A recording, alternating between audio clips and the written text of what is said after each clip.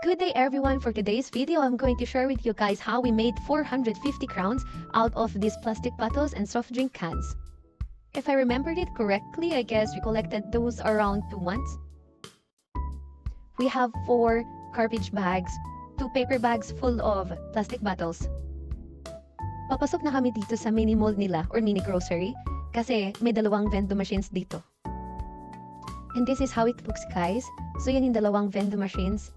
Tapos, i-insert lang yung bottle or your cans dyan sa maliit na butas. Each bottle, guys, naka-indicate sa side kung magkano siya. For example, yung 1 liter is nasa 2 crowns. Tapos, yung 8 ounce is 1 crown. Tapos, yung in can naman is 1 crown din. So, ayan, naka 10 crowns na kami kaagad. And it's my time to shine. Pero honestly, nakakapagod siya, guys. Kailangan may tagahawak ng paper bag, tapos may taga-insert naman. Fast forward, guys, 158 crowns.